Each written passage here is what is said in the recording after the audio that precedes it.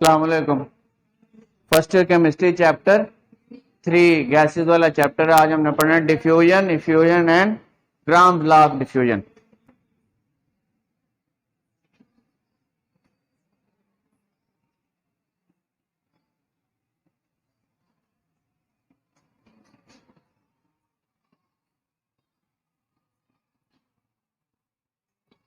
Grams law of diffusion and effusion, ये Thomas ग्राम था, English scientist था।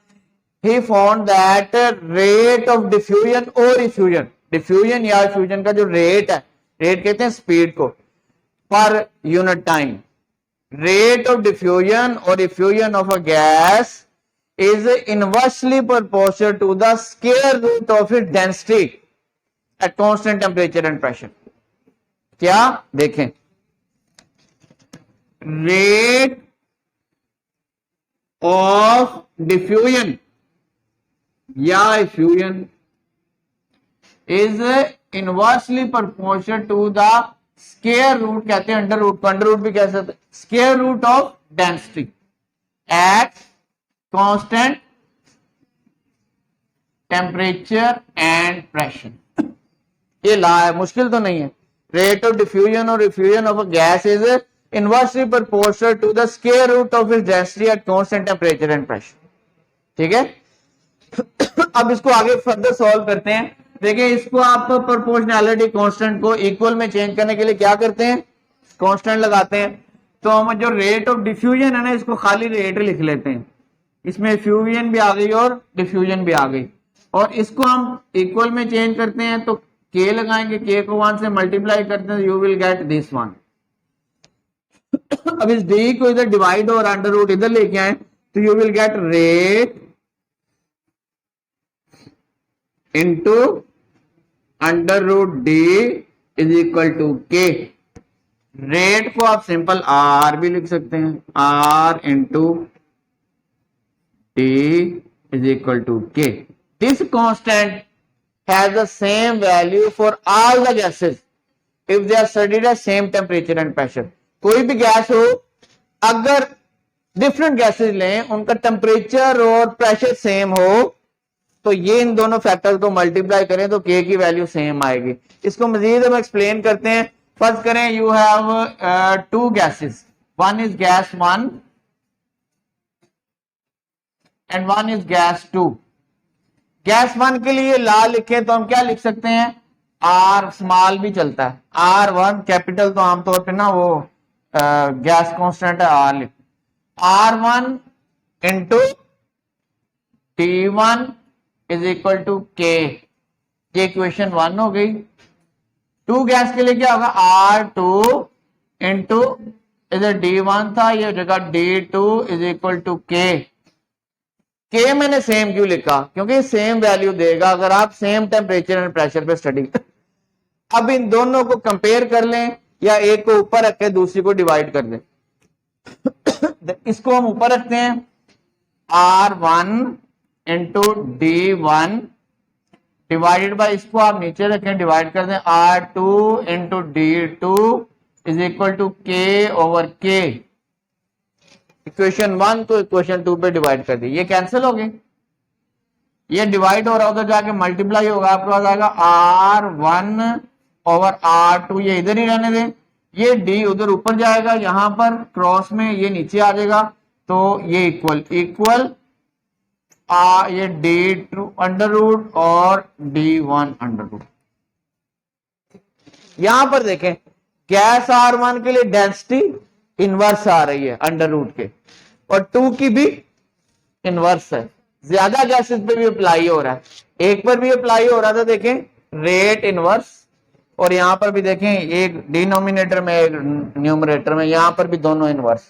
ठीक है, अच्छा, अब ये जो डेंसिटी है ना, ये वाली डेंसिटी होती है directly proportional to molar mass, आपने जनरल गैस इक्वेशन में पढ़ा था। अब हम डेंसिटी को मोलर मास से रिप्लेस कर सकते हैं, तो क्या आएगा आपके पास, R1 over R2 is equal to, density की जगह पे हम लिख देते हैं M2, मोलर मास के साथ भी ये इनवर्स ही रहेगी, और यहां पर आएगा M1 अंडर रूट। तो इसका मतलब है rate of diffusion or effusion of a gas is also inversely proportional to the square root of their molar masses. ये भी बनता है ला, आ गई समझ। लेकिन डिफाइन आपने डेंसिटी के हिसाब से करना अगर आपको आ गया तो। अब ये था ला, अब इसकी एक डेमोन्स्ट्रेशन है, एक्सपेरिमेंटल वेरिफिकेशन है।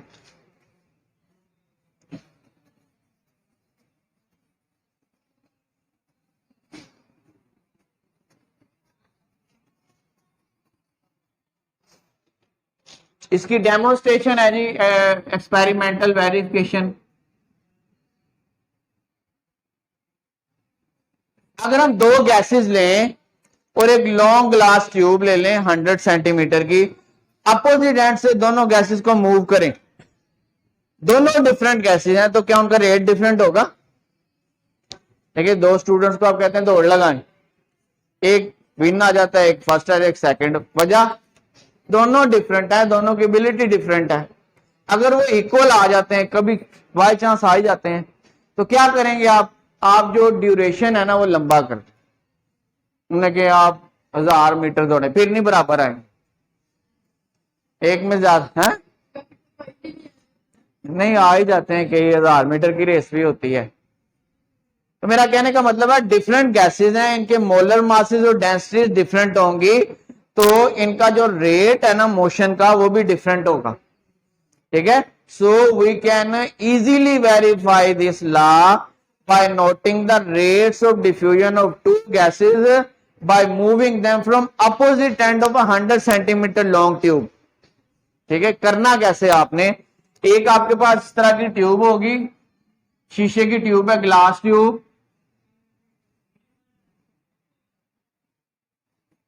इसकी जो टोटल लेंथ है ना यहां से लेकर यहां तक वो 100 सेंटीमीटर है यहां तक।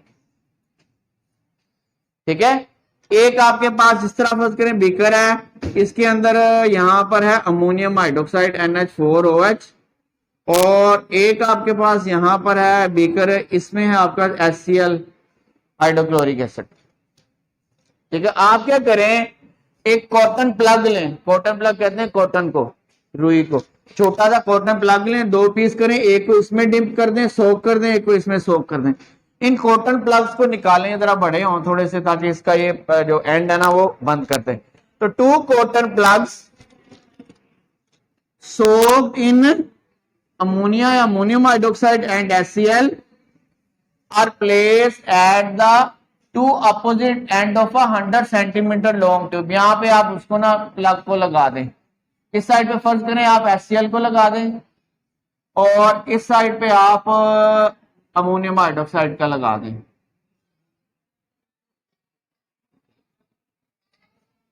अब होगा क्या, चूंकि ये अमोनियम हाइड्रोक्साइड यहां से अमोनिया गैस, क्योंकि ये होता क्या, अमोनिया गैस को वाटर में डिजोल्व किया होता है, तो जैसे ही ओपन होती है तो अमोनिया गैस निकलना, अमोनिया गैस निकलेगी, इधर भी जाएगी, इस साइड पे भी मूव करेगी, ये अमोनिया गैस से आ रही।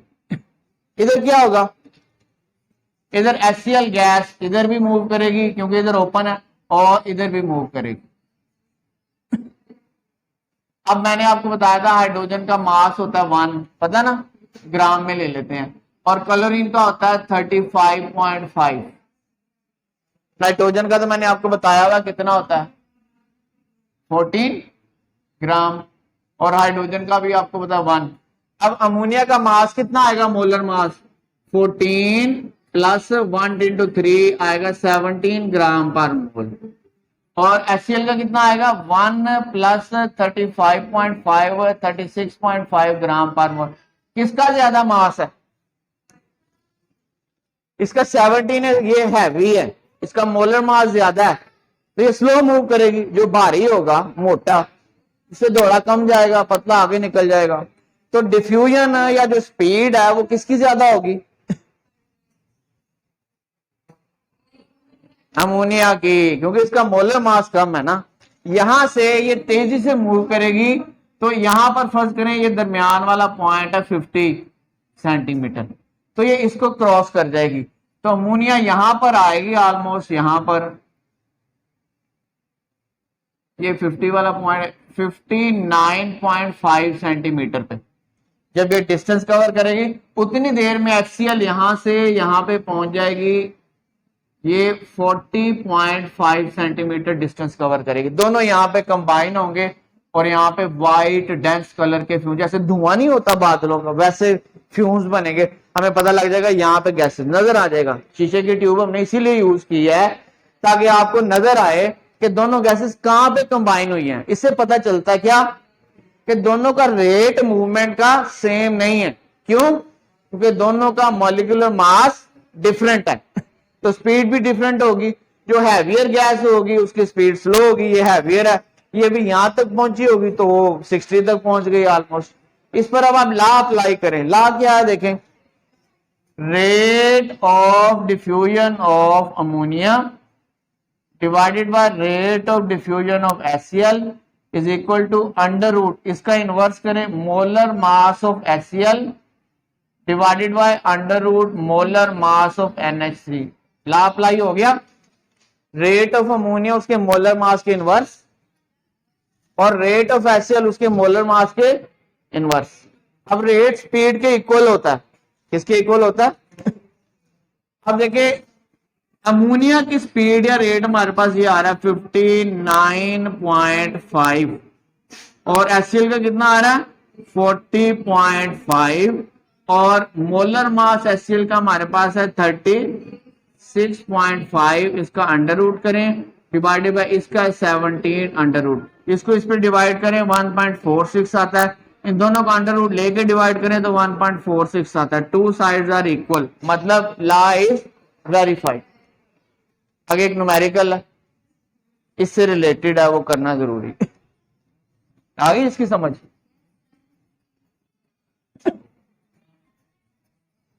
आप लोग परेशान ना करें जब हम ज्यादा पढ़ते हैं ना, ये मैं आपकी परेशानियां भी दूर कर देता हूं थोड़ी देर में।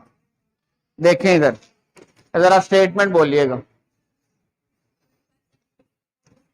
ये वॉल्यूम लिखा हुआ है 250 cubic centimetre, V1, V2 250 cubic centimetre, यही है ना।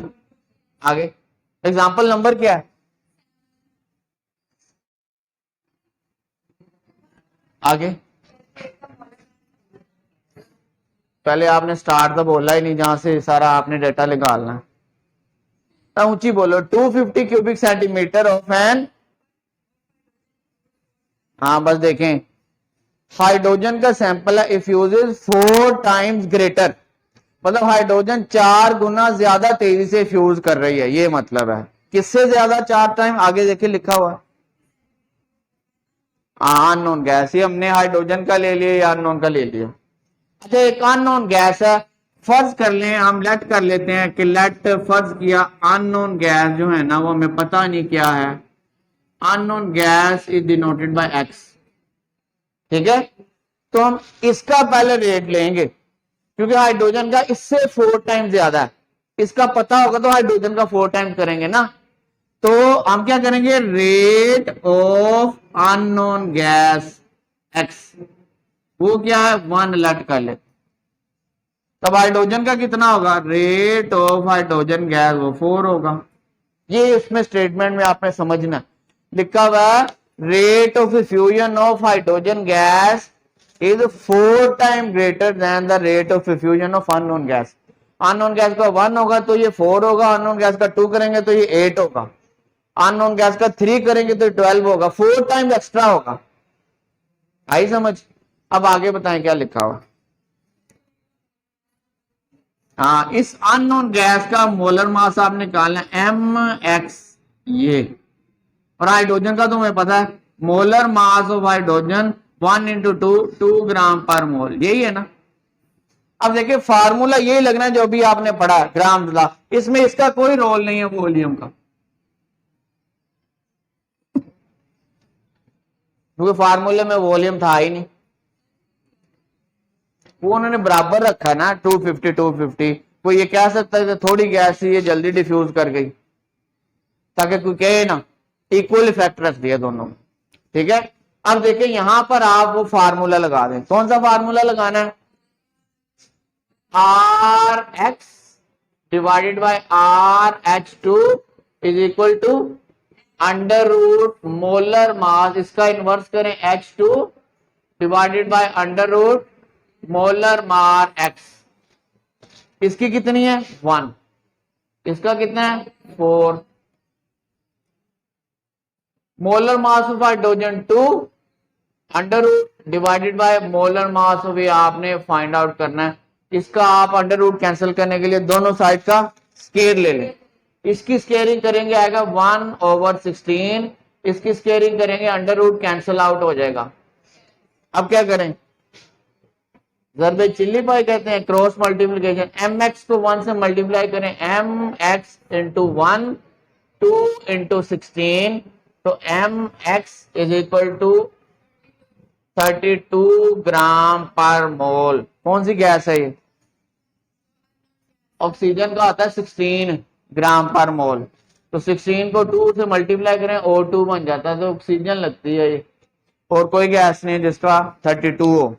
अच्छा, यहाँ पे बड़ा सिंपल सा क्वेश्चन आंसर ये न्यूमेरिकल है। यहाँ पर आप एक क्वेश्चन कर सकते थे जो आपने नहीं किया, सोचे ना जरा यहाँ पे, इसको देख, हाँ इसको आप ऊपर लिख सकते हैं, इसको नीचे कर सकते हैं, फिर क्या करेंगे इसको भी ऊपर कर दें, ये इनवर्स ही रहने चाहिए। हाइड्रोजन यहाँ पे डिनोमिनेटर में इधर न्यू इनवर्स, अगर हाइड्रोजन को ऊपर करें तो उसका मोलर मास फिर नीचे, वैसे करके दिखाएं, इनको रिवर्स करके यही न्यूमेरिकल सॉल्व करके दिखाएं, भला ये आंसर आता करके दिखाएं। इसमें से कोई क्वेश्चन पूछना है तो पूछ लें, आज का लेक्चर आपका ऑफ हो गया।